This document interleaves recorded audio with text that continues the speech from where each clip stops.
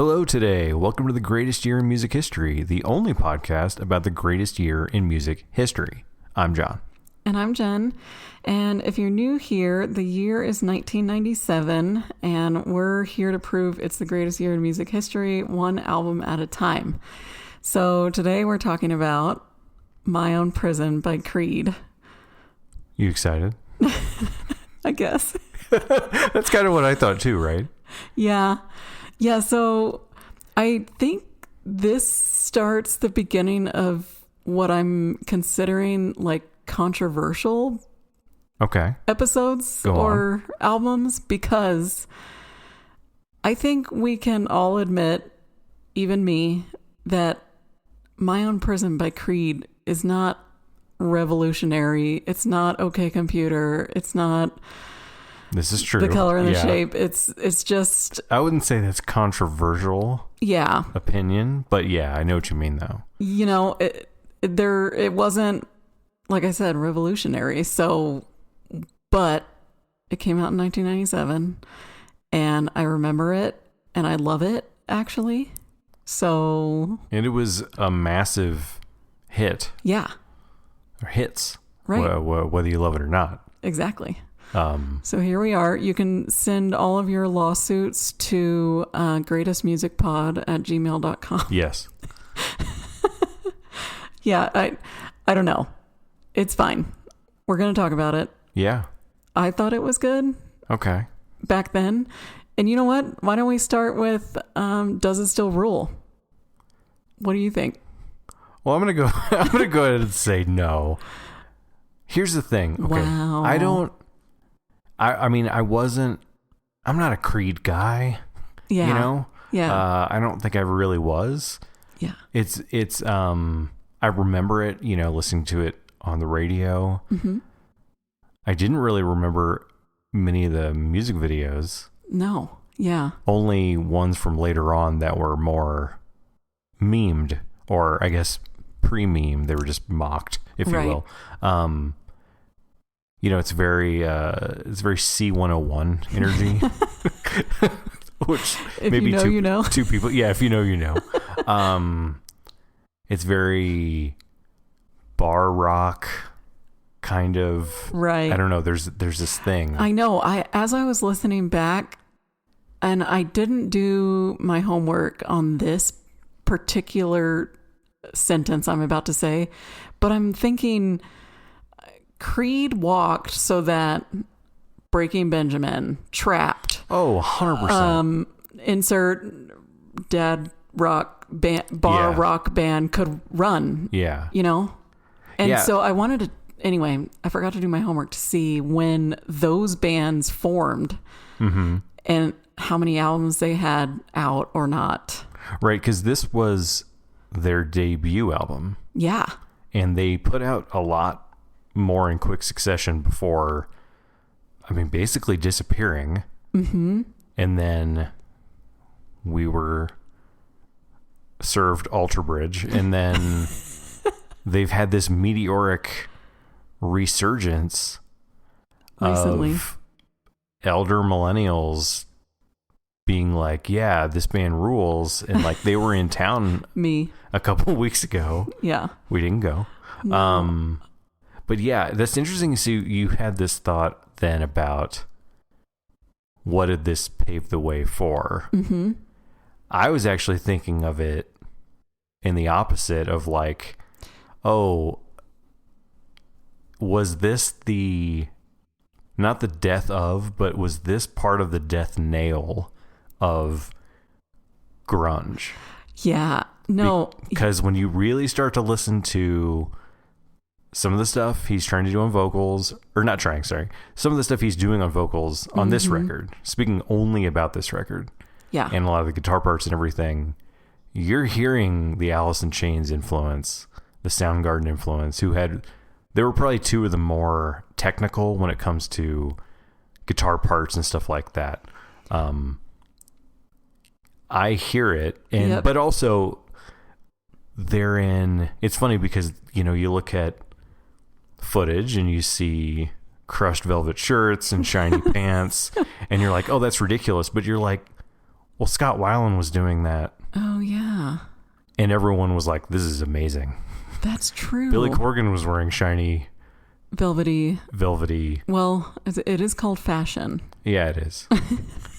That's true. But you're right. I didn't even think of that.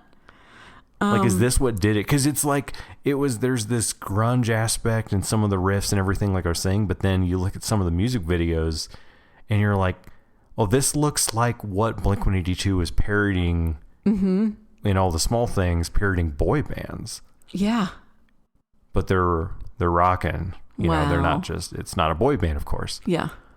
But some of the videos, I mean, they're on white sand. Just like Backstreet Boys, Boys to Men. At the same time. Right around the same time, the mid to late 90s. Yeah, exactly. Wow, I didn't even think of that. I mean, I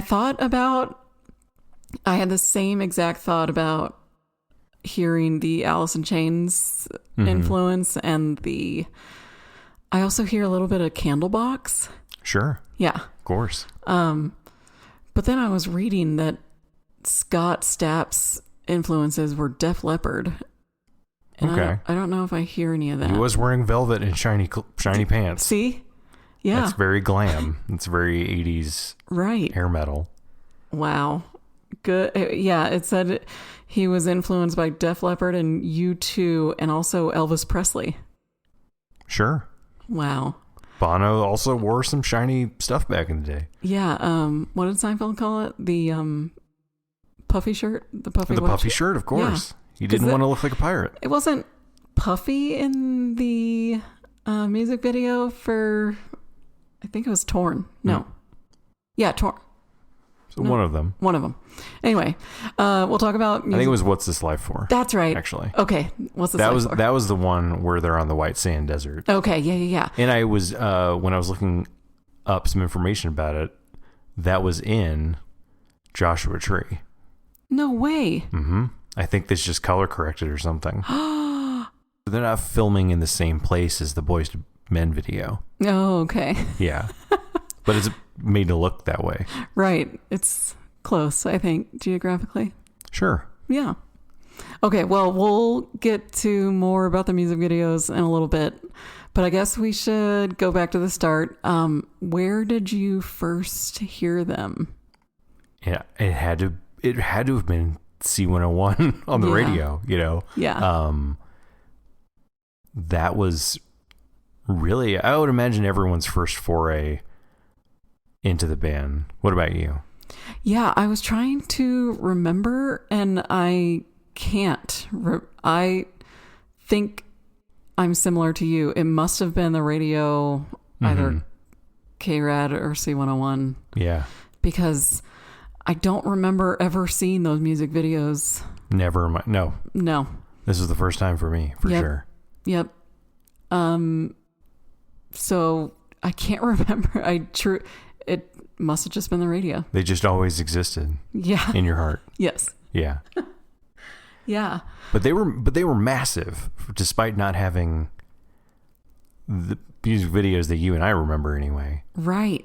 Which is kind of rare for the late 90s or mid and late 90s because everything was so heavily focused on MTV in music videos. Yep. And they just were big just for being big, you know? Yeah. So I think going back to what you were saying about this was the nail for the end of grunge, even though they're not revolutionary in their own right or their own way, I wonder if it was like, okay, I've had it with grunge.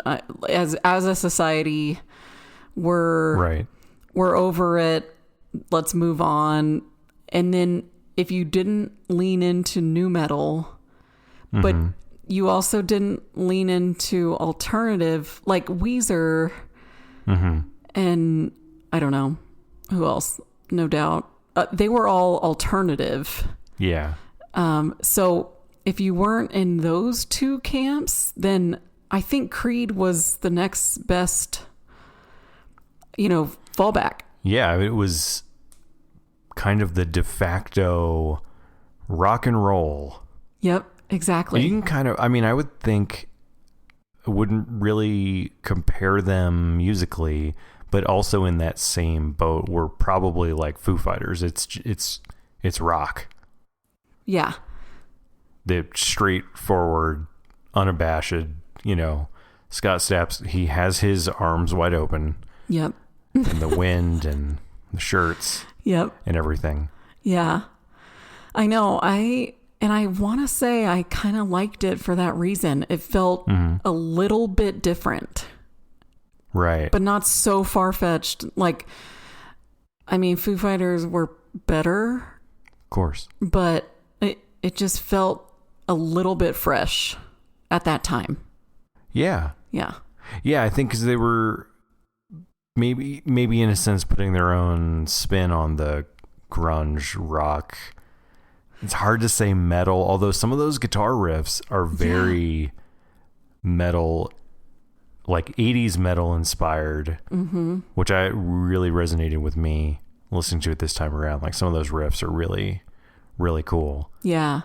And I thought, okay, I can hear the Alice in Chains influence and I can hear the Candlebox influence personally. But the difference in my mind between Alice in Chains / Candlebox and Creed is that the lyrics, you can hear the struggle and you can hear the emotion in both bands or genres, I guess, grunge versus rock. But with Creed, there's this like hope. There's this, because he was Christian, and so he sings a lot about that. So even though he's singing about like, he does a few swears.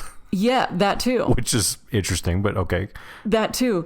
So even though you can hear the struggle and you can hear the emotion, and the lyrics also show that, there's this spin on it that wasn't in Alice in Chains lyrics. Alice in Chains lyrics were just, I'm addicted to heroin, help me. Yeah. I'm depressed, help me. Whereas Creed lyrics are, I was depressed and then I found God. Now I can kind of see the light. And so there's that difference. I wonder if they're one of the bigger, at least in the 90s, sort of, you don't necessarily say Christian rock, if you will, but are they the most mainstream of that subgenre? Because you're talking about like not just big with, they got big with one song and they happen to be leaning towards religion and then they kind of went away. I mean, you're talking about at least 3 consecutive massive albums, right? World tours, et cetera, not just really a flash in the pan. Yep. Yeah, could be. I bet they saw huge success. Yeah. And they're back. The late 90s. They're back. And what is his workout regimen? I don't know. It looks like he's barely aged and that all he did was cut his hair. Yeah. I know. And cut weight. I don't know. He didn't have much weight to cut. Let me call him. Hold on. But he's svelte. Hey, Scott. Up there on these reunion, they're playing Good Morning America now or whatever. And playing amphitheaters in town, but I know. So hey, that's always nice to see. Yeah. Which is also nice to see because I was reading his wiki. I don't know if you read it, but I dabbled. Wow, he's gone through some. It wasn't just like I had a hard childhood. No. In the mid 2000s, first of all, got in a fight with 311 at a bar. Cops were called. 311 blamed Scott. Look, sometimes when you're a ripped singer and you encounter another ripped singer like Nick Hexum, right? You got to get into a little brawl. Yeah. What else? Just listen. If you're listening, go read his wiki because he had some run-ins with the cops, and also went through some really, really, really hard times. And I'll just leave it at that. Yeah, it's one thing, like, if you do or don't like a band or a personality of a band or anything like that. But man, it's nice to see if and when they do come back that they're able to, at least on the surface, be okay. Right. You know? I know. Yeah. I mean, when they go through something, or many things, plural, that he went through to come out the other side, I should say. That's probably a better way to put it. Yeah. There you go. That's always very nice to see, regardless if you like, don't like, or if you know or don't know. I mean, there's tons of bands now that are, you hear they're rekindling the band and motivations or whatever, who cares? Everyone wants to get paid, but, and I'm like, I've never heard of them, but that's really nice to see. Yeah. Yeah. It's like a little Creed lyric. Oh, wow. Okay. Full circle. So favorite song, favorite lyric, favorite guitar part? Well, that's an interesting question. I think I noticed a trend where they have some of the songs that are not working for me, and then the bridge kicks in. Oh. So it's usually, there's an intro, verse, chorus, Right. Then there's a bridge. Sometimes there's a guitar solo, sometimes not. Chorus, outro. Mm-hmm. Well, the bridge in Torn, it's like, it's this metal kind of really cool sounding riff. And this other song called Unforgiven, I don't even remember it from back in the day. I'm not sure I had this CD back in the day. Oh, okay. But that one maybe stood out as my favorite if I had to choose, just because it was like the most up-tempo throughout the majority of the song. Mm-hmm. And it has some killer guitar riffs. Wow. What about you?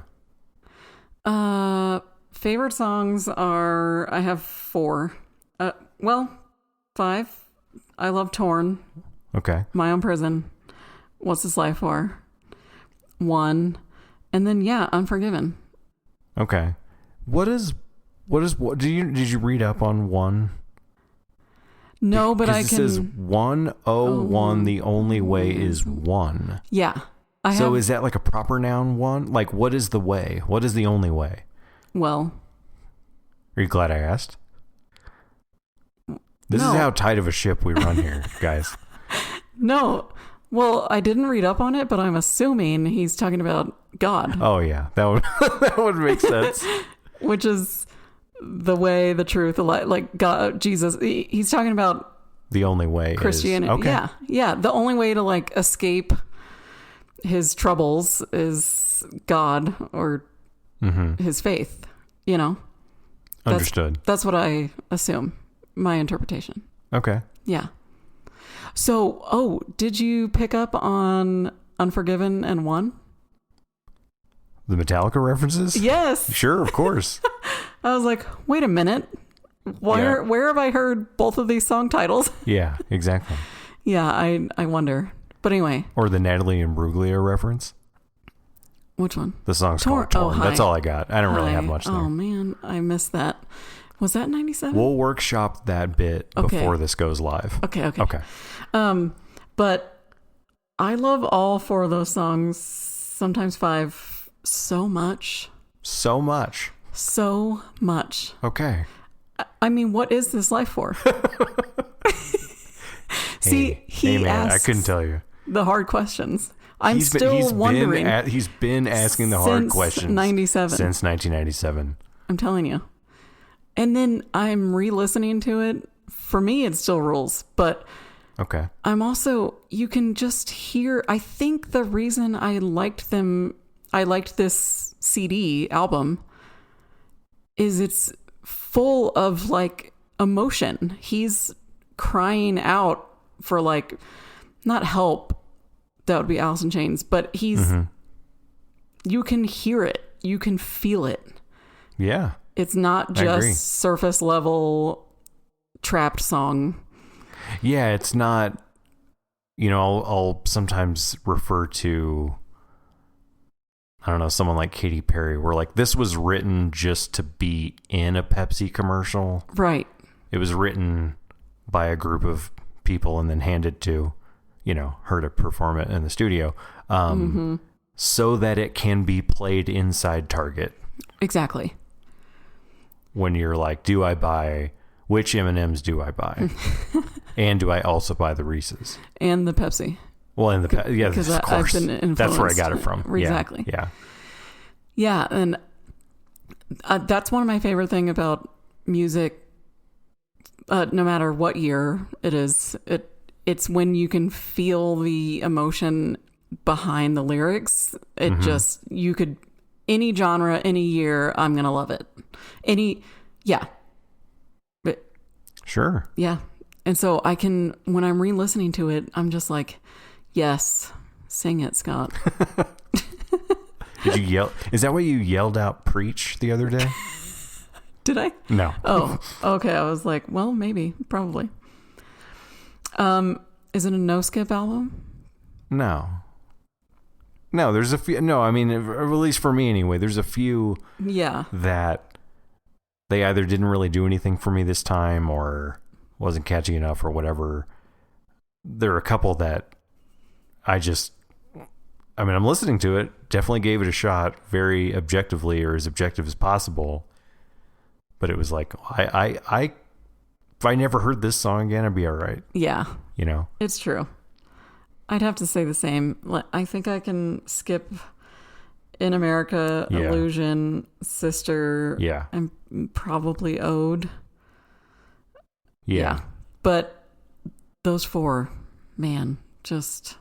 So to you, still bangers. Yep. Okay. Very much rule. In fact, I think a lot of people know Creed for other hits like Higher and... With Arms Wide Open. With Arms Wide Open, which, okay, yeah, they're all right. But Torn, My Own Prison, What's This Life For, and One, top 4 for me. Yeah, I mean, if you are someone who thinks there's a certain stigma about the band based solely on what's not that song, that one's good. With Arms Wide Open. With Arms Wide Open. Yeah. In the music video, and he's on stage, he's like holding a baby. Oh, is he? Oh. I think it was his kid. It wasn't any baby. Okay. Which, like, does he have do they make baby earplugs? Oh. How would you bring a baby to a concert? I don't think he had big headphones on like they do now. Oh. And like there's that really funny video of some halftime show. Oh yeah. Or the Cowboys, because of course it was the Cowboys. Where there's like some guy doing like he's flying in and yeah. There's a wind machine in front of us. Like if you know them only for that, right. Definitely give this album a chance, because I think even though I didn't love it, I think you would be surprised how, dare I say, hard they go. Right. Oh, you know what? Speaking of Alice in Chains, the album cover. I know we don't always talk about album covers, but a guy like sepia tone, just crouched in the corner. Florida man just hunched in the corner. It just screams like, it kind of looks like the Alice in Chains self-titled album cover, which is a dog. I know it's a dog, but I don't know. I just get such grunge vibes. If you took off Creed, My Own Prison, if you took off the words and you showed that to a layperson, they'd be like, this is a grunge Soundgarden. I don't know. Alice in Chains. Yeah, you'd be like, this is probably a grunge record from 93. Yep, exactly. Or 91 or whatever. Yeah. Yeah. Anyway, I know that doesn't always dictate. What's funny though, because like, we talk about some of these influences, at least that we're picking up on, like your Alice in Chains, etc. Mm-hmm. And the album art is very grunge inspired. And then you look at some of those later ones, and they're like the most early 2000s looking CGI render. Somebody, if you're listening, go look at the weathered album art. It's like, I always say this too, when you see things like that don't hold up well as far as like the rendering. Graphic design is my passion. Yeah, graphic design is definitely my passion. And also I'll always say like, oh, look, it's cloud.png. Yeah. They just dragged it in and hit, okay, print it. We're done. Yep. Oh man. Yeah. Let's see. Was anything overplayed off of this one? For me, no. I don't think so. Yeah. Because we weren't getting, at least to my recollection, we weren't getting music videos shoved down our throats. Right. It was really just on the radio for me anyway. And the later stuff is where it got overplayed. Yeah. With Arms Wide Open, etc. Right. Yeah. Hard agree. Exactly. Now, I never saw them live. Did you? No. In my heart I did, but sure. Not in real life. Yeah. And they were here the other day. They were here the other day. We didn't go. I looked into tickets, if I'm being honest, but I didn't want to spend over $100. It's not a great venue, and it's plus far away. 3 Doors Down is opening. There's a lean. There's a line. Yeah. They're leaning a certain but I can't. Finger 11 was opening before 3 Doors Down, and I would have gone. I was like, should we just drive around the area and just open the windows and see if we can? Unhinged behavior, but okay. 3 Doors Down, though, that's interesting. That's a overplayed. Oh, well, yeah, of course, but I would have to go back and look to see when they started. I have a feeling they're probably one of those bands that's like older than you think, right? But which came first? The Creed. The Creed or the Doors? Or the Doors. Well, the Doors came first. Well, okay. But the 3 of the Doors. Okay. Down. Okay. Yeah. But what else? Oh, is this their best album?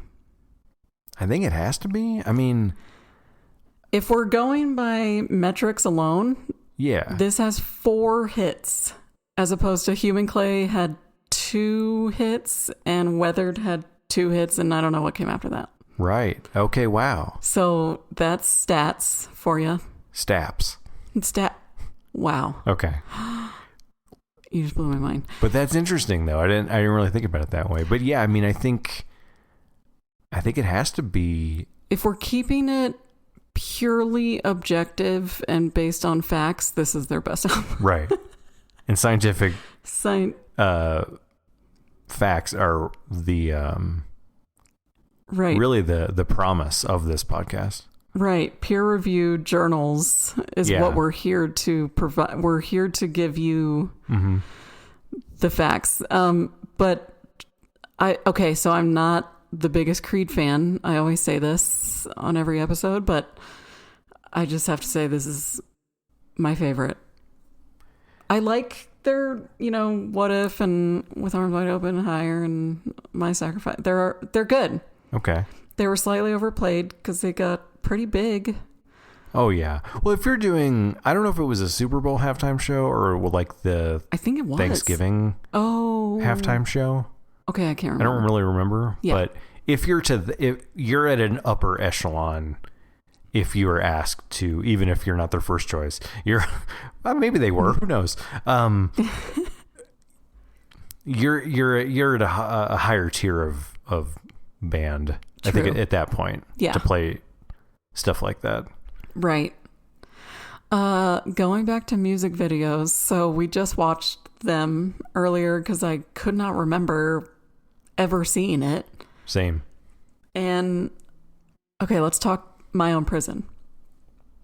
Yeah. That was, they were all a little interesting. So the only thing that really struck me about that video. Yeah. Well, there's another part I'll let you talk about, but in the very beginning, Scott Stapp is staring down the barrel of the lens. Right. Singing the intro, and it kind of looks like he's gliding. It does. Okay. So that is what's referred to as a double dolly shot, which is in almost every, not the early ones, but everything since the late 80s. Every Spike Lee movie features someone doing the double dolly shot, or sometimes two people, or sometimes it happens a couple times within the movie. And it's one of Spike's many amazing signatures. And I'm like, they're not doing the double dolly shot in a Creed video. Listen, Creed is important, just as important as... No, I'm kidding. We'll stop you there, but okay. Yeah, that was an interesting video. I mean, I get it. Okay, so the whole song is about creating a self-imposed prison, I guess based on your own sins or something. But so the video was good. I have to say, I was shocked to see the floating cube TV screen. Though when you think about it, is it really that shocking? Was that why they had a brawl? Was it over the cubes? With 311. I think it was. It had to have been. I would have been like, why did you steal our cubes idea? Yeah. Wow. Okay. Mind blowing. Yeah, and it was like people in an office. Yeah, suits, which was similar to a different 311 video we watched where all the people were in suits. Oh, maybe. Right. But hey, who knows? Yeah, that's also a type of prison. I think a lyric to... Yeah, I mean, the second I saw guys behind desks, I was like, yeah, wow. The office is my prison. Yeah, I think one of the other songs on the album opens up with a lyric that's like... No, it doesn't open it up. It's like the second verse where he's like, oh, wait. Hold on. I just have to look it up. Okay. Speak the other, amongst yourself. You know, they, as you mentioned, they did have 4 singles. And one of them, the song One, didn't have a video. I guess it was probably the last single, if I was looking in order. But and then Torn had a somewhat music video that is really just them playing live, which is fine. But it's actually, what I thought was interesting about that one was that it's actually a live performance. Yeah, it's not. It's also literally live. Exactly. Like Beautiful Disaster 311. Sorry if this is a touchy subject if you're listening, Creed. 311's Beautiful Disaster is just footage, and then they're playing the actual song. Footage set to the track. This was like they recorded live like feed. You would record a live album, but they made that the music video. Okay, I found it. It's in America, the opening line is, only in America were slaves to be free. Whoa. Bro. That was deep. It was deep for 97. That was profound. This is why I connect with Creed. Yeah. I'm kidding. But well, they also had the What's This Life For video, as we mentioned. Oh yeah, with the on the white beach, or fake white. It's not a white beach. With white the sands. Very shiny pants. Yeah. I thought that one was weird. Yeah. But it's like, I guess I'm an apologist because I'm like, I don't care what the video looks like, if he's wearing shiny pants or if it's weird, but it's just such a good song. I'm sorry. Sue me. You can send all lawsuits to...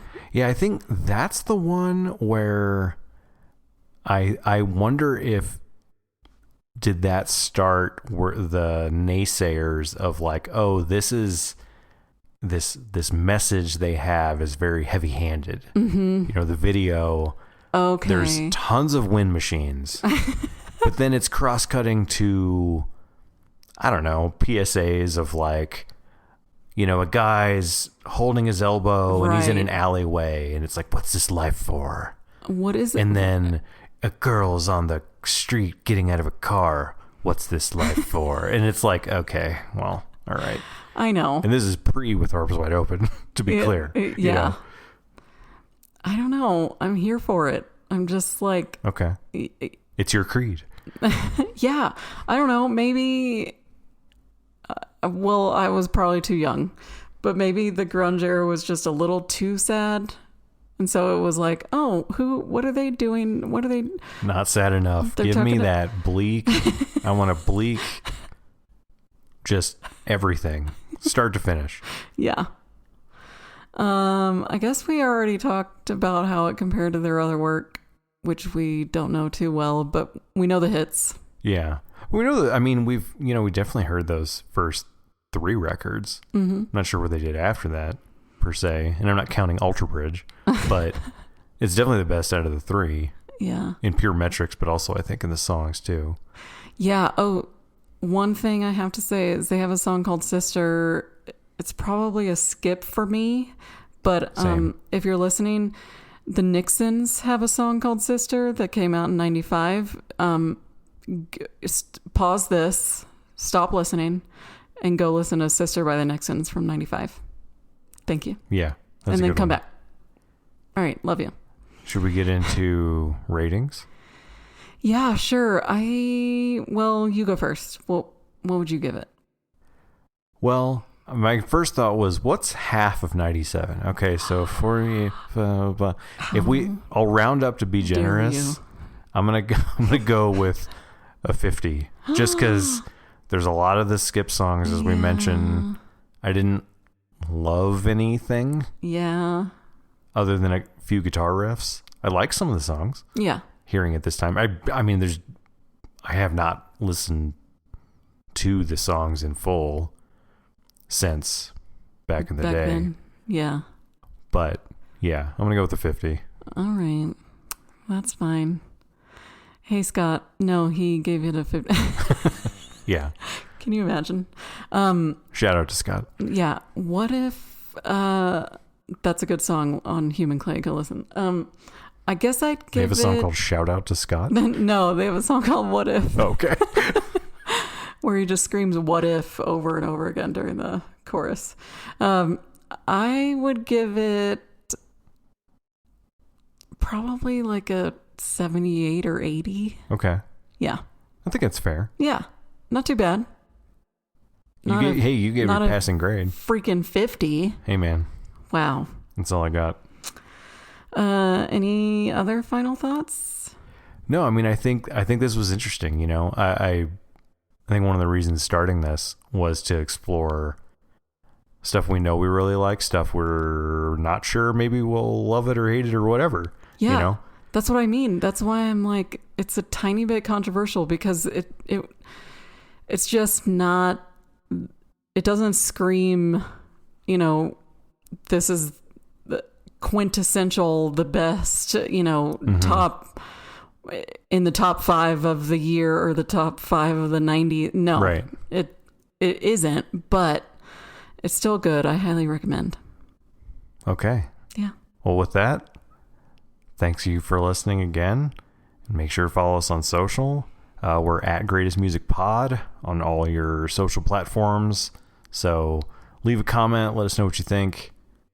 Yeah. Tell us your favorite memories of the album. Yeah, we'd love to hear from you, and give us a follow and a rating on Spotify, Apple Podcasts. Oh, now you can leave ratings on Pocket Casts, right? Yes. Pocket Cast, my podcast player of choice. Yes. For probably a decade now. Yeah, they just introduced ratings. Yeah. A little late, but yeah, I still love it. That's okay. I still love that app. Give us a rating. And stay tuned next week, where we will be covering SCIENCE,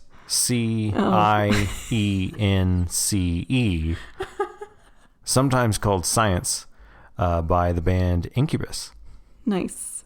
See you next week.